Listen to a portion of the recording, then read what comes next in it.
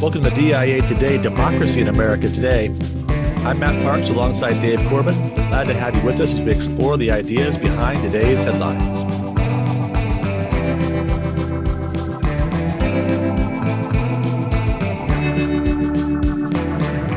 So it's episode 26, Dave. 6 months of doing this. Can you believe it?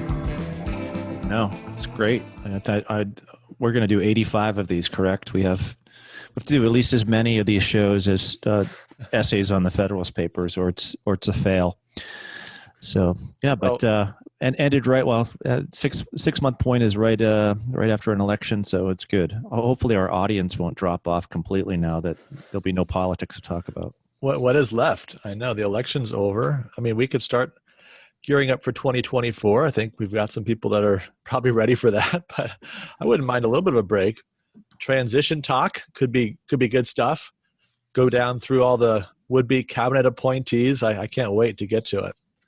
There's always plenty of things to talk about in politics, correct? So. There is always plenty to talk about. Yeah. Speaking of which, well, let's talk about where things stand with the election. So almost just as we were beginning to record, we had the final calls for the states of North Carolina and Georgia. And so what that means is now, at least according to the count at present, it's 306 Electoral College votes for Joe Biden and 232 for Donald Trump. Of course, the key number 270 was reached by Biden, at least according to the projectors, on Saturday morning. And so shortly after that, after Pennsylvania was called in his favor, he gave a speech claiming victory.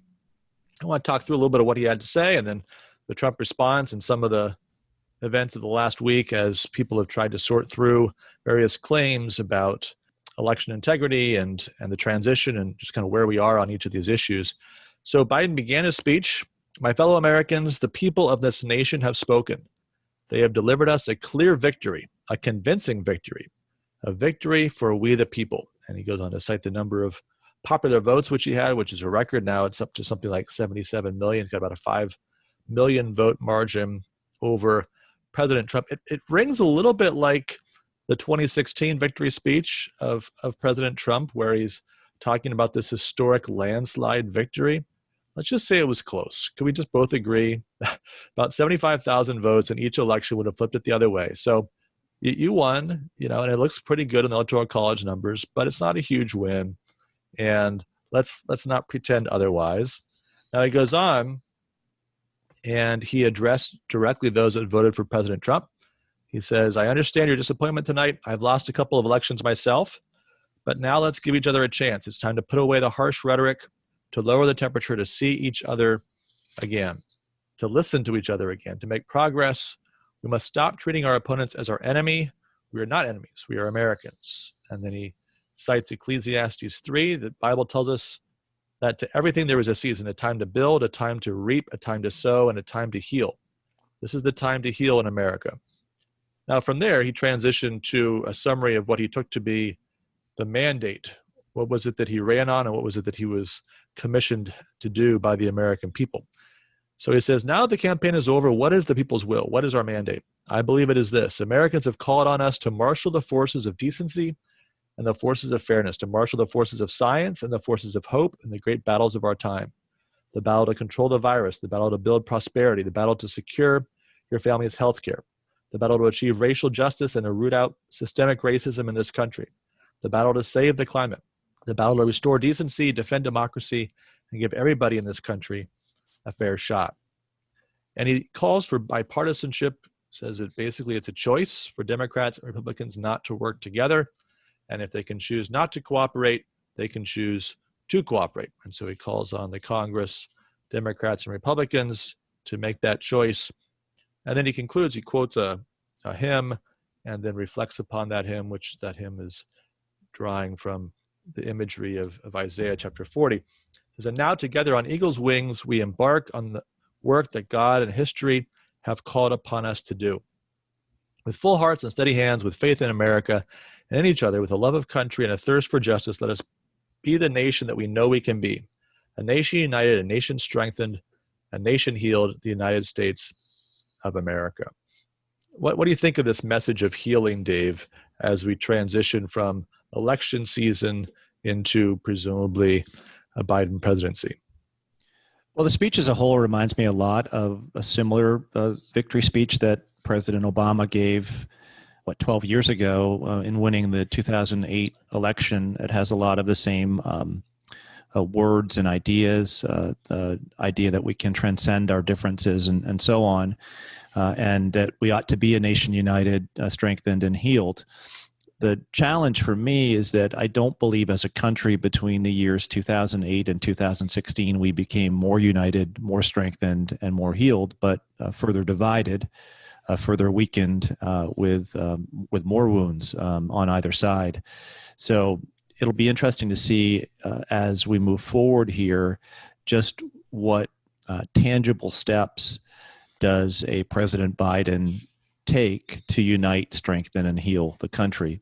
If it's all speech, reference to hymns and so on, and it has no real tangible effect upon the body politic, then we'll further be within a country that is divided and that faces something that none of us want, which is, the prospect of continued disharmony, disunity, et cetera. Yeah, one of the things that I really would like to see much more of as we have these attempts to promote peace, to call for ends of division, would be calling out people on your own side who are agents of division or examples of division on your own side, because it just seems it's too easy to call for healing, and then as you're doing that, talk about restoring decency and defending democracy, giving everybody a fair shot. Obviously, the implication is that for the last 4 years, you haven't had decency or democracy or a fair shot. So, who has to change? Well, it's you losers, right? It's the people that voted for President Trump. And if that's the way you frame it, even if the language is of healing, if you're the physician, right, and not ever the one who actually causes the wound, and in all the stories that you tell, you're the one that fixes the wounds, never creating the wounds, then you're probably not dealing with political reality, and it's unlikely that anything's really going to happen productively here. Yeah, just to add to that, to say that you have a record number of votes for you is a great thing, but to recognize that you had a record number of votes against you as well, that there were almost 72 million Americans who did not vote for me, and they had a good reason, for not voting for me. The person they voted for thought X, Y, and Z, and to some degree, I can give that person credit for reemphasizing those things. So, mentioning the what is better in your opponent, or what might be imperfect but is on the way to what is good, is a way to heal or to unite, and there's none of that in the speech. Yeah, and so that's some of what we think about the best examples of this political magnanimity in our history. I think back to the speech that James Madison gave advocating a Bill of Rights after a very, very divisive campaign over ratification of the Constitution. And called all kinds of nasty names. If you were in favor of the Constitution, you were a monarchist, you were an aristocrat, you were somebody who was against the people. And rather than focusing on that, he says, look, these people love liberty. Let's talk about that. Let's talk about the thing that's the most noble element of who they are. And sure, they may have said some mean things, some things that were untrue, but rather than focusing on that, let's talk about the things that they care for that are worth affirming. And so, if you want to begin to heal, you're going to have to be able to recognize the decency of the masses of people out there that have come to different conclusions on major policy questions from you. Yeah, and that hasn't happened yet. And until that really happens and is shown in the way that, one governs, then I think there'll still be those divisions there.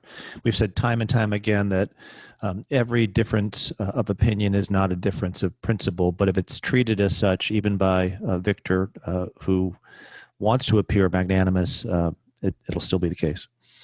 Yeah, so then President Trump, shortly after the Biden speech, released a statement on Saturday, and short 3-paragraph statement, but the essence of it says, Joe Biden has not been certified as the winner of any states, let alone any of the highly contested states headed for mandatory recounts or states where our campaign has valid and legitimate legal challenges that could determine the ultimate victor.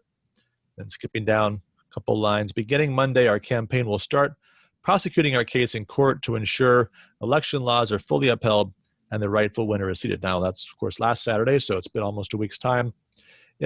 Since then, and we've got a number of those lawsuits proceeding, and lots of tweets from the president.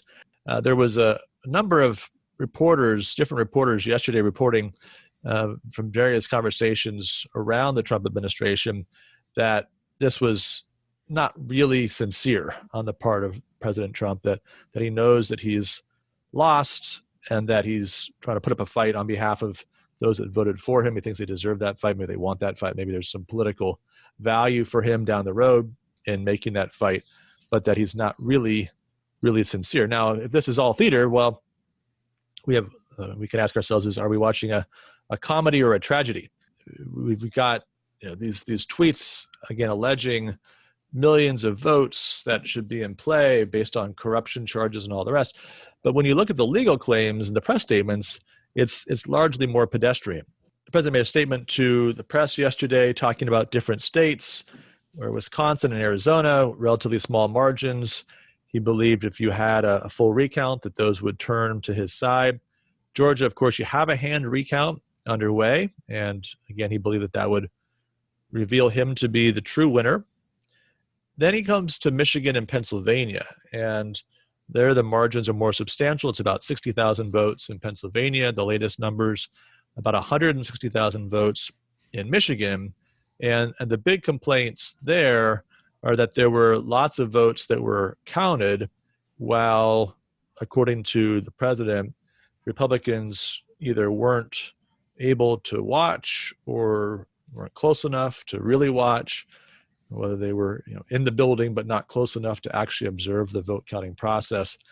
And there's an effort underway led by Rudy Giuliani in Pennsylvania and some individual voters in Michigan to have all those votes thrown out. So you're talking about a couple of million votes in Michigan. You're talking about in the hundreds of thousands of votes in Pennsylvania on the grounds that they weren't counted with proper supervision. That's the kind of long shot lawsuit that seems unlikely to land. Meanwhile, some of the things that are maybe documentable irregularities, really interesting study by Leon Wolf over at The Blaze, went through 234 pages of affidavits concerning a federal lawsuit filed in Michigan, and all the particular allegations, and some of them concerned harassment of people that were poll watchers and things of this sort, but looked specifically at the ones that involved allegations of fraud. And he outlines them all. You can read every single one of them. You can read the affidavits if you want, but he outlines all of them and summarizes basically the claim that's embedded in them. And his conclusion is you're talking about under 1,000 votes. So if all these things were true, then you're still talking about under 1,000 votes. If you're talking about actual possible cases of fraud in a state like Michigan, maybe there's 1,000 votes that are in play. If you're talking about questions of votes being counted without proper supervision, now you're talking about the millions of votes, but you can't possibly imagine that those votes would just be thrown out and not recounted or anything of that sort. That can't possibly be a reasonable outcome to just say, well, those votes based on the process by which they were counted can't be included in the final tally for a state. You could see how someone might, maybe in the extreme, order a recount of all the ballots from those locations, but you can't imagine that they would just be thrown out and that would just be removed from the final total in Pennsylvania or in Michigan. Here's an opportunity, going back to something we said earlier, that if President-elect Joe Biden is serious about uniting the country, why wouldn't he be willing to suggest that a recount in those states occur, that we do our best to find out, maybe in those states that are 25,000 or less votes, exactly what the margin was, and that would satisfy, I think, a lot of people on the center right who see these voting irregularities. That okay, well, he's willing to listen to us and make sure there's a fair accounting of what happened on November 3rd, and I think it would put President Trump in a corner as well to say, okay, well, once this is done and that recount happens in those 3 or 4 states, if I come out the loser, I come out the loser, but we're not going to go through lawsuits for the next 2 months or so and enact, if it is an act, just to kind of further divide the country. So, Right. Joe Biden has a great opportunity here to do that. I doubt he will, and hence, probably more of the name calling, lawsuits, et cetera, will go on, but little to actually heal the divide. Yeah, it'd be good to lay out an end game here, and this seems like a very plausible one. In Georgia, you have Republican Secretary of State who has ordered a hand recount. And this is what he says. It says, with the margin being so close, it will require a full by-hand recount in each county. This will help build confidence. It will be an audit, a recount, and a recanvass all at once. It'll be a heavy lift, but we will work with the counties to get this done in time for our state certification, which is deadline is November 20th. So that's obviously rapidly approaching. But you see the whole impetus behind it is to build confidence. And just as you're saying, Dave, if you did the same thing, certainly in Arizona and Wisconsin, the two other states where you've got a margin of 20,000 votes or less, well, then you'd have a good argument to say, well, we've looked at this, whatever irregularities there were and processes of counting or things of this sort, this did not affect the final outcome in these states. Now, Pennsylvania, you've got a broader argument, further argument beyond the question of supervision. There was an article written by Paul Kengor at the American Spectator, who's a professor of politics at Grove City and author of a number of very highly regarded books on faith and the presidency and things of this sort. And he argued just statistically that it seemed implausible that Trump lost the election by less than a point. So if you looked at the Real Clear Politics average before the election of national polls, it projected a 7-point win for Biden. Right now, it looks like 3.4 points. So there's a difference of 3.6 points. And there was a margin for Biden of 1.3 points in Pennsylvania, and it's 0.9 points. So the argument basically was that President Trump overperformed the national polls by about 3.5 points. Why wouldn't he do likewise in Pennsylvania? Well, if you look more closely at it, if you look at there's only actually 5 pollsters who polled both nationally and Pennsylvania. And if you just compare those 5 pollsters, because as we saw last week, pollsters mattered in this. We can't just take the average of all the polls and say, well, these are all equally valid, all equally indicative or predictive of the result. Some pollsters is much, much better. And more of the good pollsters polled Pennsylvania than did the national election. So we have to compare apples with apples here. And if we do that, we find that actually President Trump overperformed the polls in Pennsylvania in these 5 pollsters' results by over 4 points, and their corresponding national polls by only 2.6 points. So there doesn't seem to be anything surprising there that you would say, wait a second, this is kind of a head-scratching result that makes me want to dive more deeply into the question of whether there was some massive fraud, right? That there's some gap numerically that's not accounted for. The polls were wrong everywhere, and these pollsters in general were pretty wrong everywhere. This includes the worst offender, Quinnipiac, among others. But the polls in Pennsylvania suggest about a 5-point victory for Biden, and the fact that President Trump was able to make it less than 1 point seems in line with his overall overperformance of the polls around the country. So what do we make of all this? How do we tie all this together as we recognize that there's many people out there who are concerned about the integrity of the election, and there's wild accusations, there's wild claims, and then there's more responsible ones. This is the difference between Twitter and lawsuits, right? When you have a lawsuit, you have to have actually affidavits.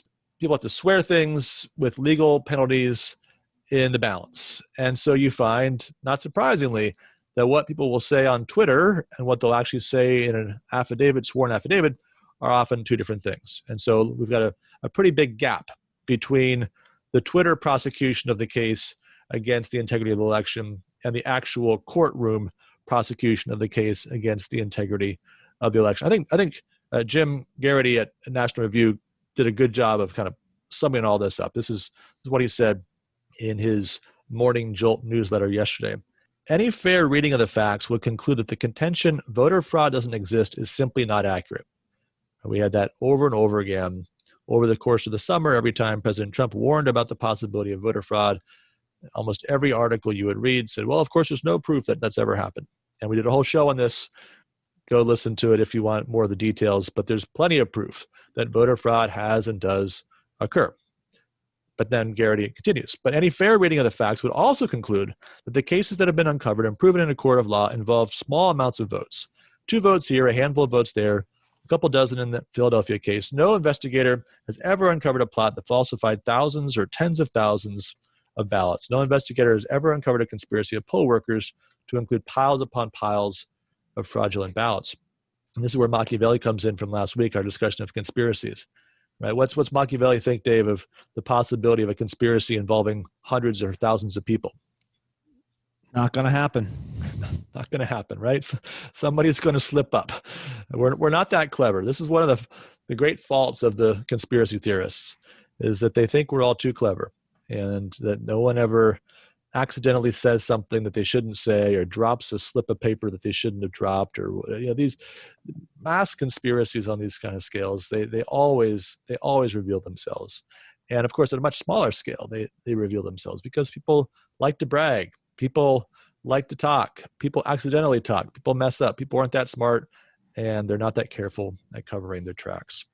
Yeah, I mean, you asked the question, where do we go from here? And I think that what you're pointing out is that we need to be clear-eyed. We need to be realistic. We need to kind of put the election within perspective. Is it the election to end all elections? I think we've asked that question on multiple shows and said no, that there'll be another election. So what do you do now if you're President Trump? Well, you certainly have the applause and love of a great many Americans. You have worked on a variety of different fronts to put the country on a new course. The fact that you lost an election, perhaps, does not mean that you cannot continue to pursue that course. You could do so either by going down to Georgia now and trying to make sure that those special elections are won. You can do that by putting together the makings of a campaign for 2024 and continuing to bang the drums that you've banged over the last 4 or 5 years that have given inspiration to a great amount of Americans. There's always another battle to try to win, and moving forward with grace and dignity would probably make it more likely that you would win those battles in the future. Yeah, and I think one of the striking things that came out in another poll this week, which I know, caveat on all the polls, but another poll that came out this week, look, the American people are moving on from this. So there was a poll that put up by Reuters that 79% of Americans think Biden won, 13% say it's not decided, 3% say Trump, and 5% don't know. So even among Republicans, a majority, as they looked at it, were saying that Joe Biden had won the election. And I think if you're just thinking about President Trump's own self-interest here, you're going to have to, at some point, give up and just recognize that people are moving forward. The Biden transition is happening, whether you release the funds or not. He's going to be able to manage that from Wilmington if need be. You don't have to be gentlemanly about it, but the transition is still going to happen. And world leaders have already made the move. They're calling him. They're congratulating him.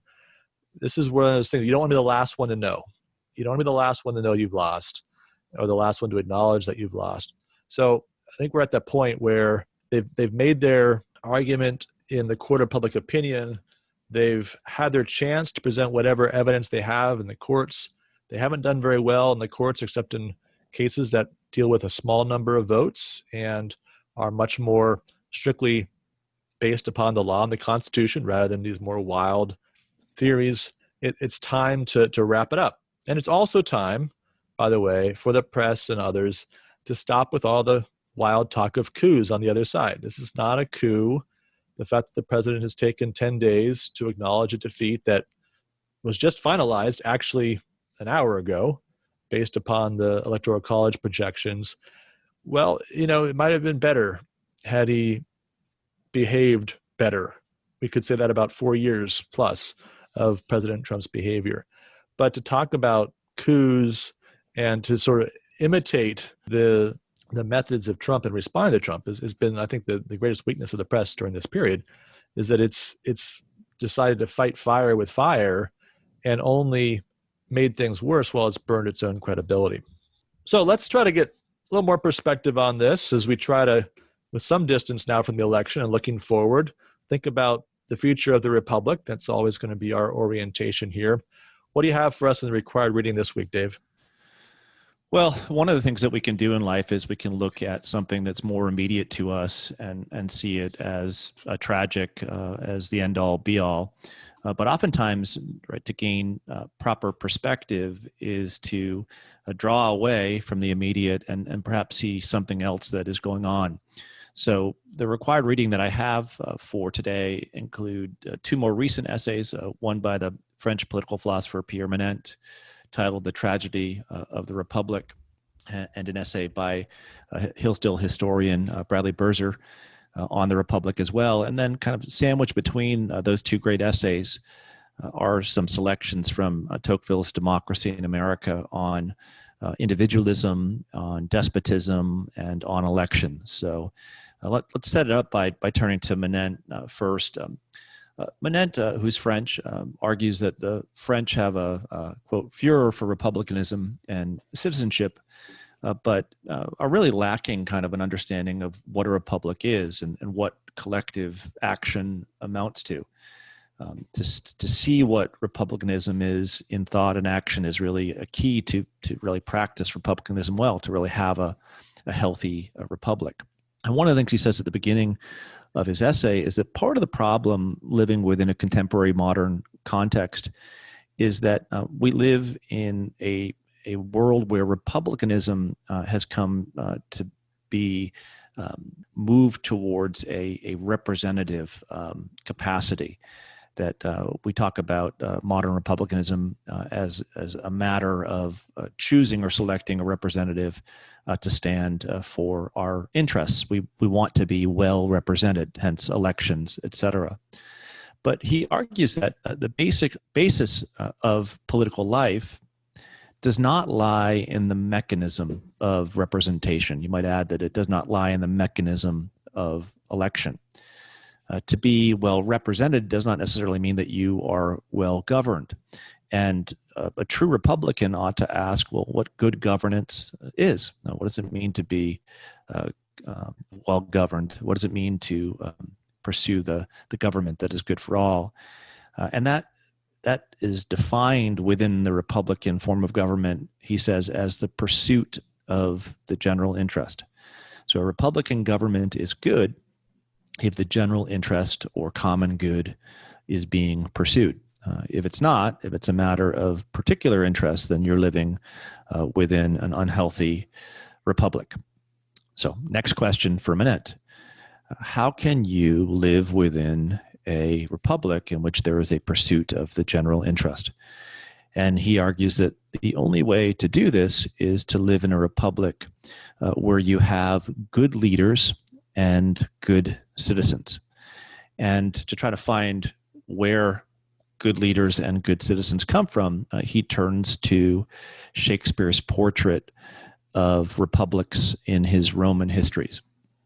He says, we want and should want as much as possible to have leaders who are ambitious and aspire to great acts, and we should want to have citizens who recognize those great acts for what they are.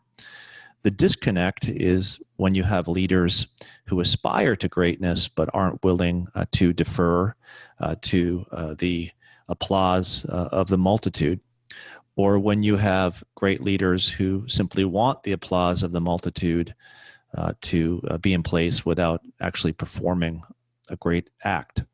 The story of Rome through eyes of Shakespeare, Manent argues, is a story that shows us that republicanism is a hard type of government to make right. Now, what's this mean for us in the year 2020, and what's it mean for the American Republic? Well, he gets to that near the end of his piece and says that membership in the Republic implies an enlargement that links the individual to the common.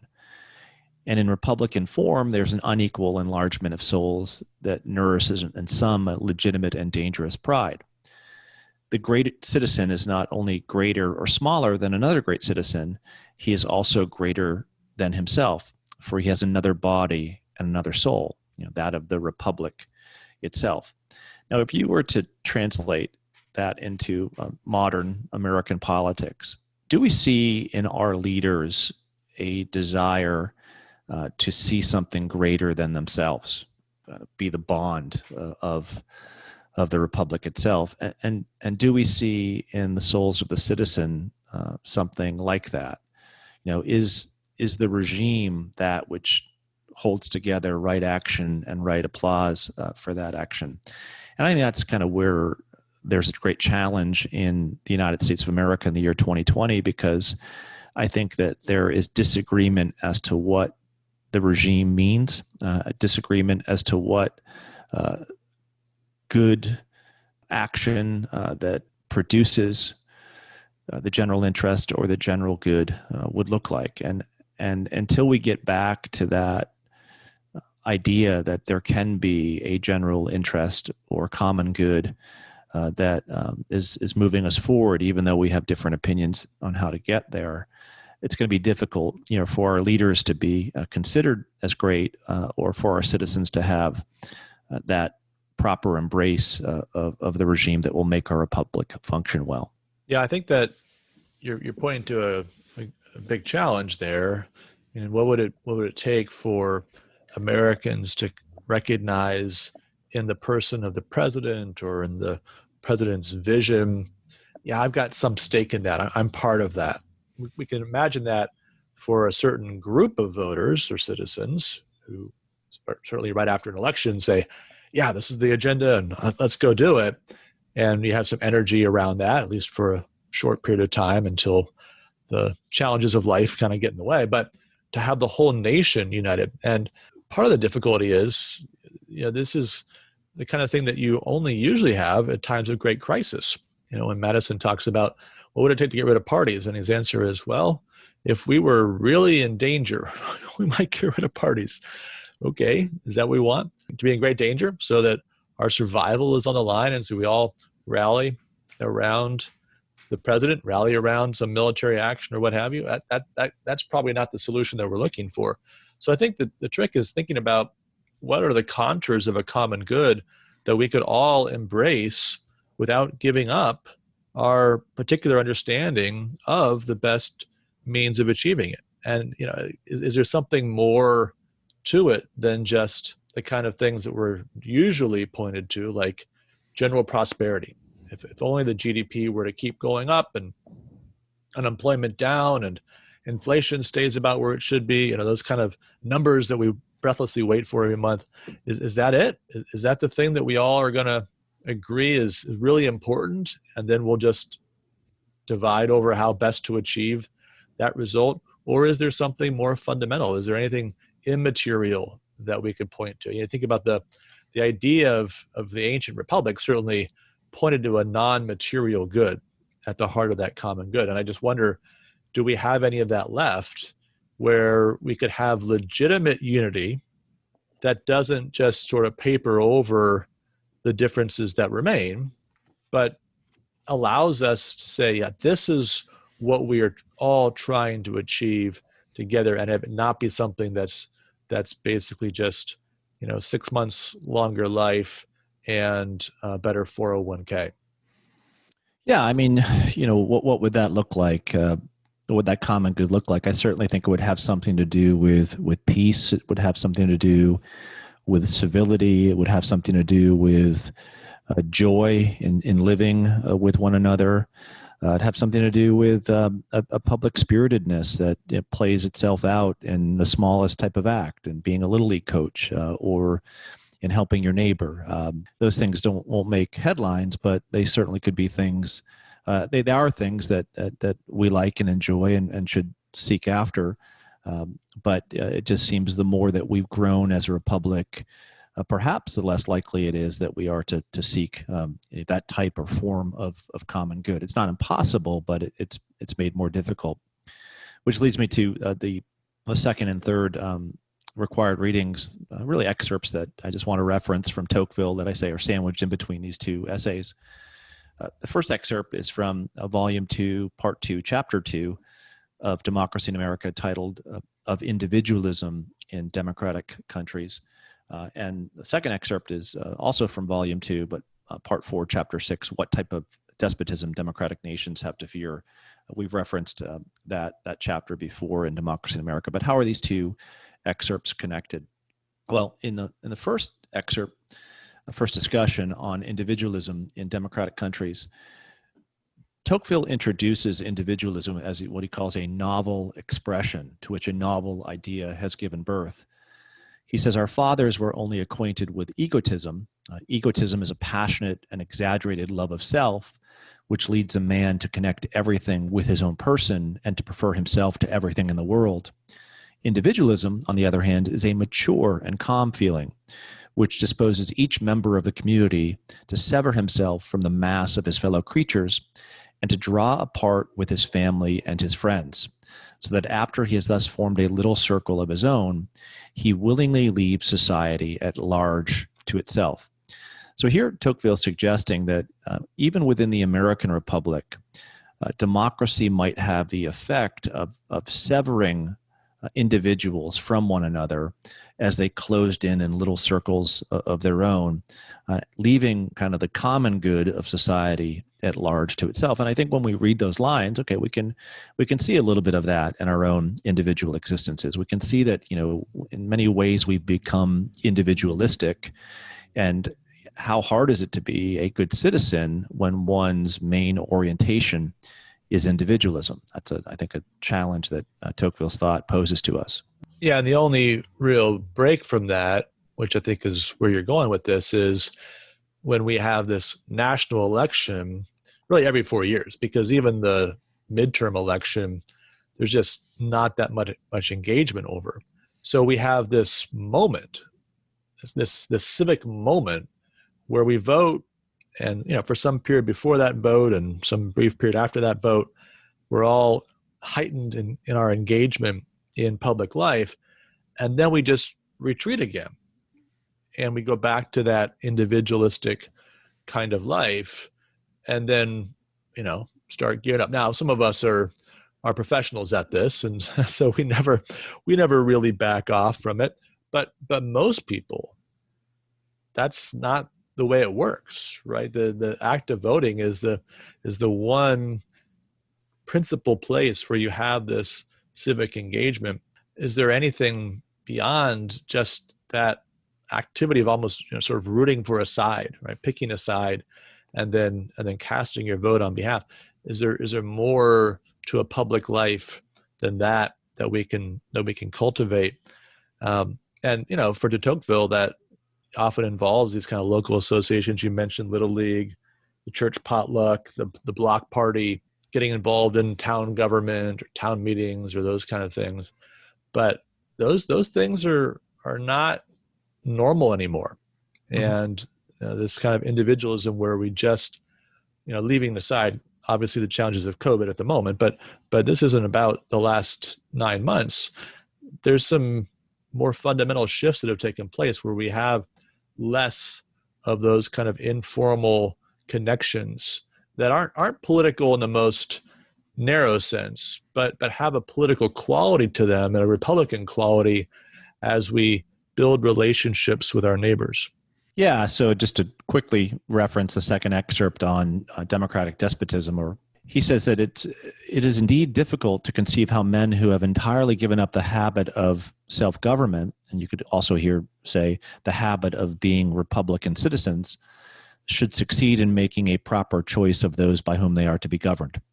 So if we don't have the habits of the heart of a Republican citizen, that Little League type who kind of sees the common good before you and just your everyday experience in your workplace, in your community, et cetera, will you be able to make the right choice and think about your choice in choosing a president or a congressman in similar terms? And here the danger is, well, you might not be able to, and what you end up doing as a spectator of the national blood sport, which is American politics, is you don't form a little circle of your own, but you form a larger circle of your own to which you gravitate, and you see everything as a zero-sum game as to whether or not your side wins or the other side wins, forgetting those important little things that you might do as a citizen in between elections to help us more fully realize what it would mean to live out American Republican existence. And where people aren't abstractions because they're actually flesh and blood neighbors that you like, that you get along with, that you've enjoyed the shared experience with. On Twitter, everybody's an idea, everybody's a projection of good or evil. But when you're actually talking over the fence to your neighbor, they're just another person who's got their various challenges and personality tics. And, there's some real life flesh and blood there that you're interacting with that gives you a way of getting past the most deep divisions that otherwise might divide us over political ideologies. So let's end on a high note. The Manent essay was titled "The Tragedy of the Republic."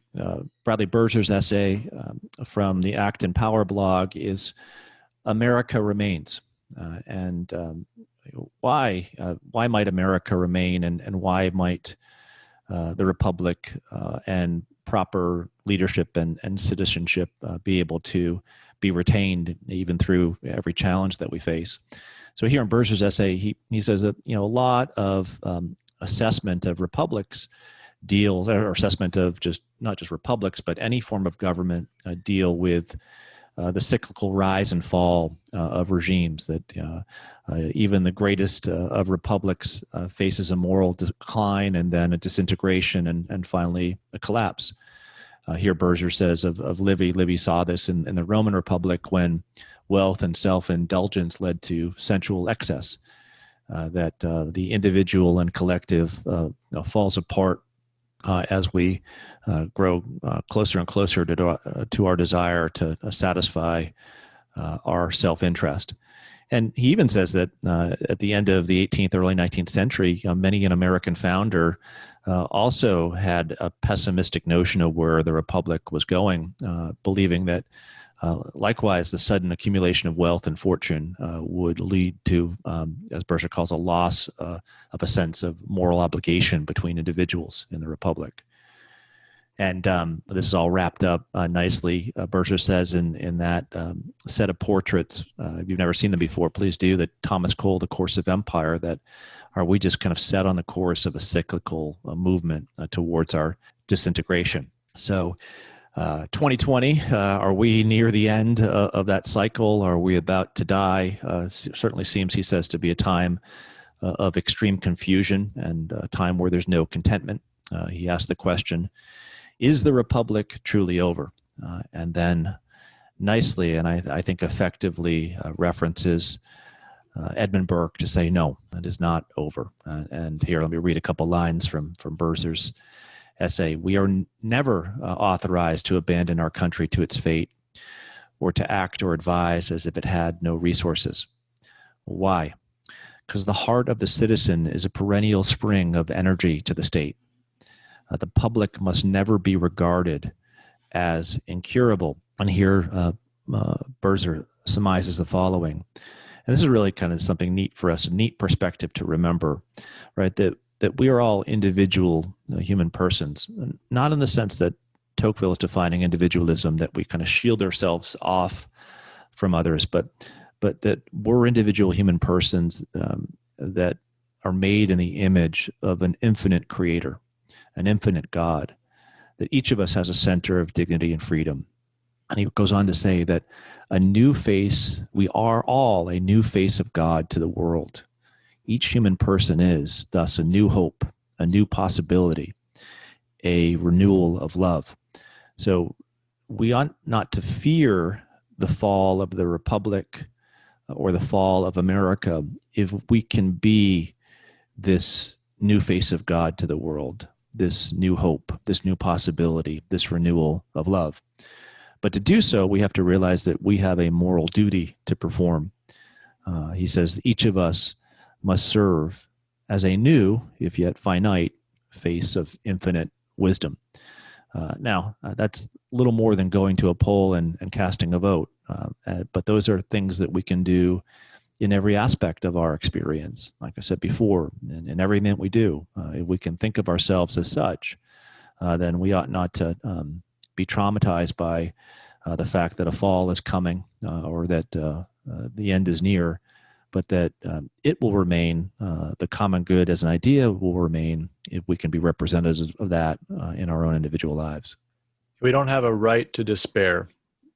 We have a moral responsibility to do what we can do in whatever circle of connections we have, whatever our sphere, our reach, to care for the common things, right? Res publica, the common things, and to do that well. And whether others will do likewise is something that we can be interested in, concerned about, but can't ultimately be our responsibility, except insofar as we set the example for them to follow a path of rightful care for one's neighbor. So, yeah, I like that piece. That's a good way to reframe us as we come out of this political season. And if you're disappointed by the results, well, what do you do next?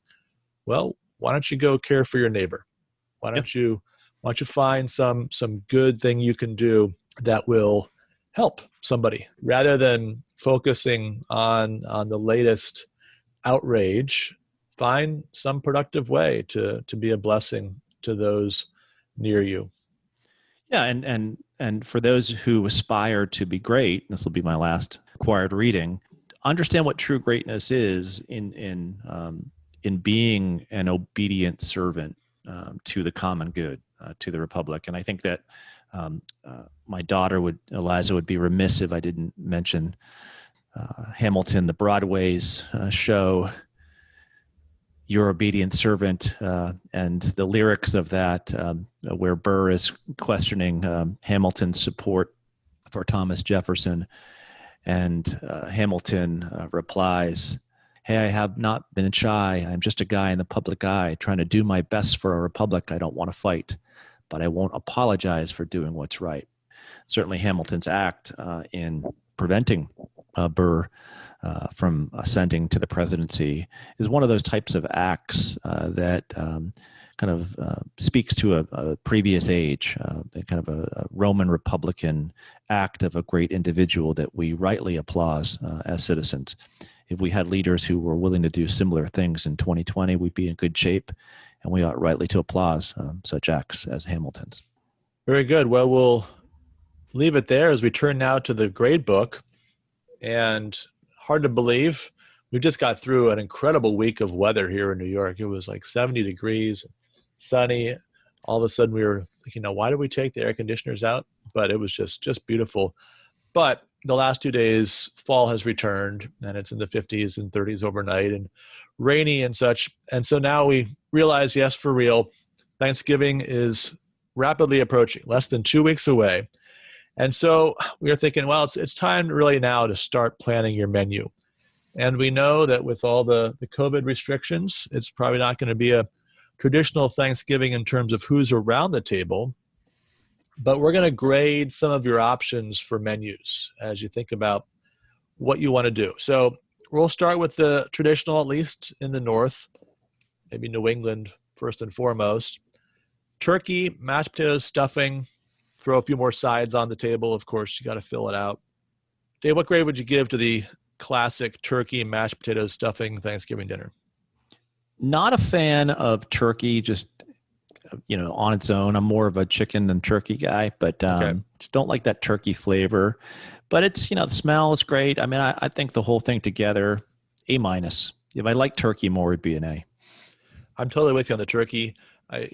Dark meat or light doesn't really make much of a difference to me. It's not my favorite.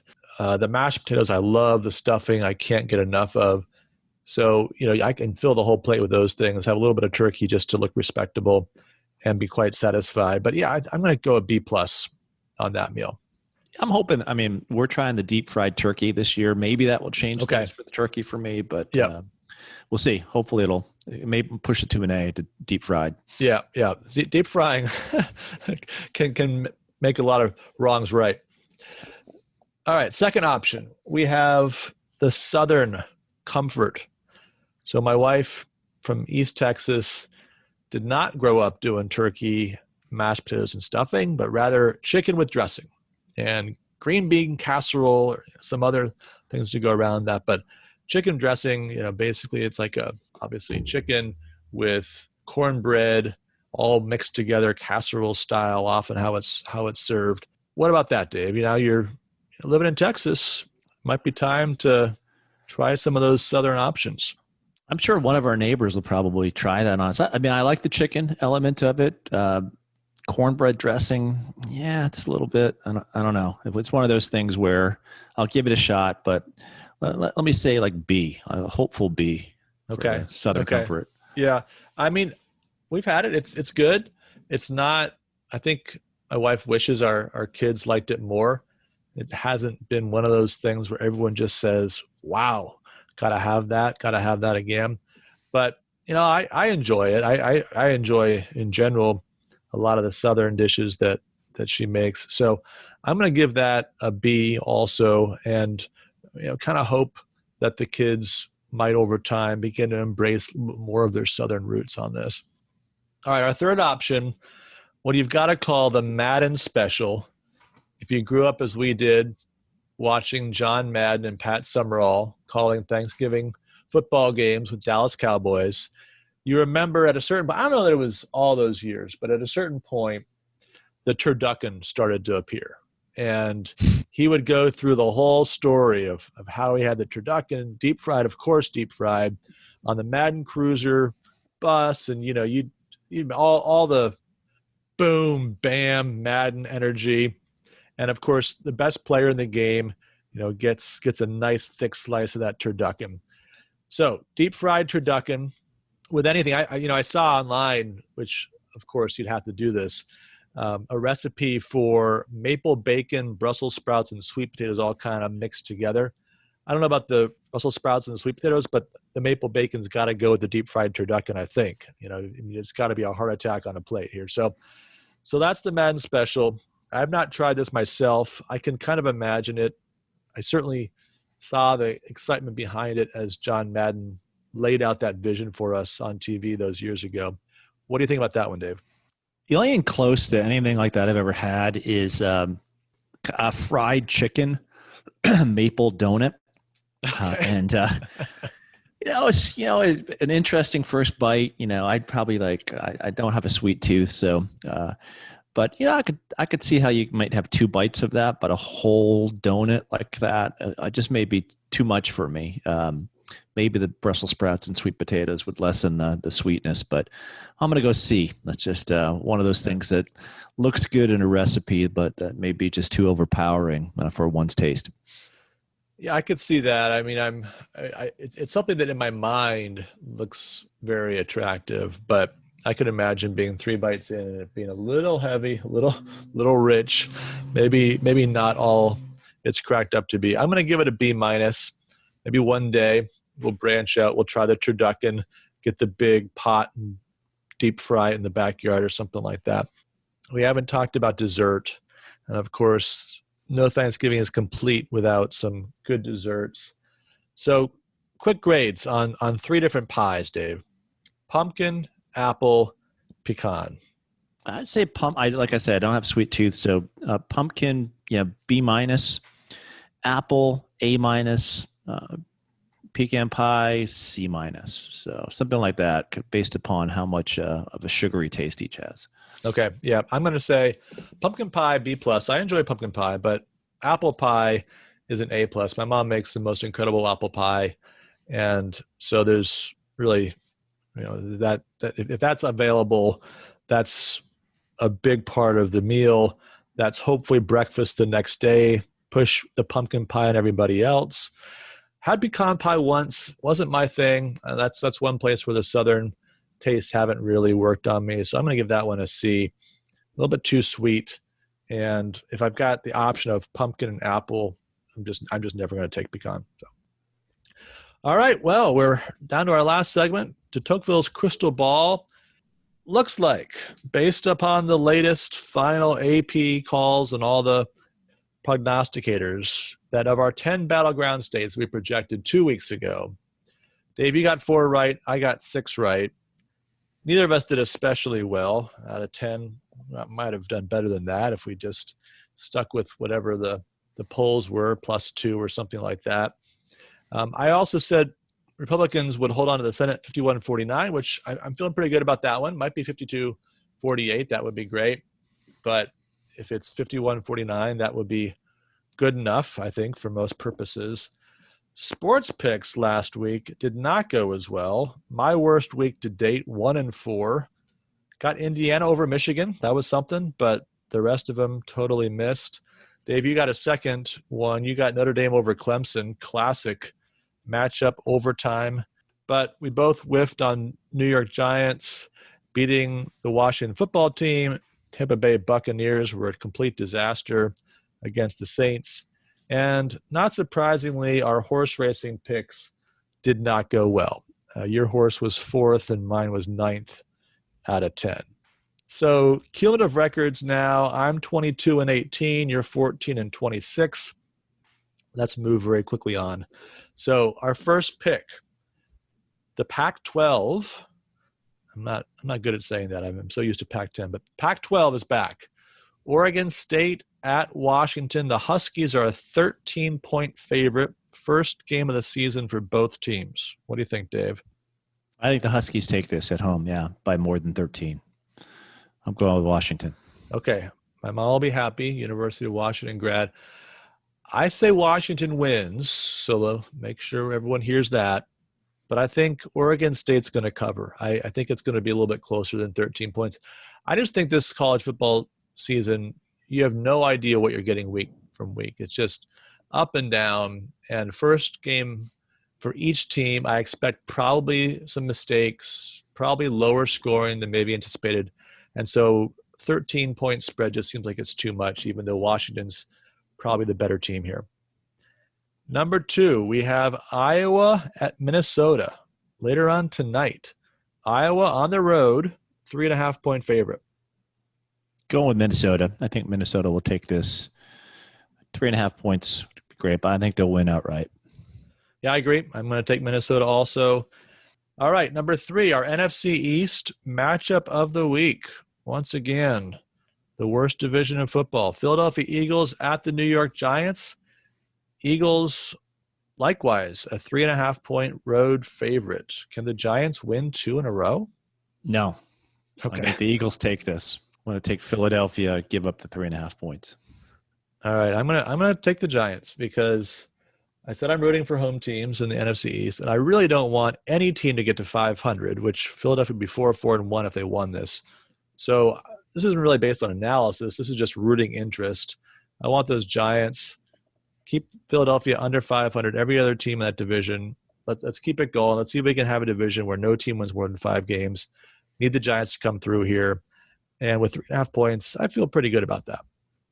Number 4, Bills at the Cardinals. This could be a fun one. 2 young quarterbacks, could be lots and lots of points. Cardinals favored by 2.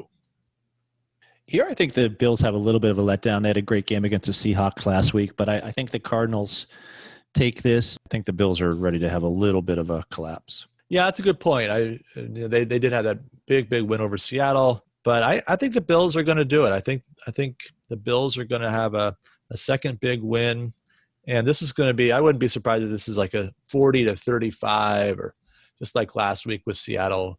Big scoring on both sides, tons and tons of fantasy points.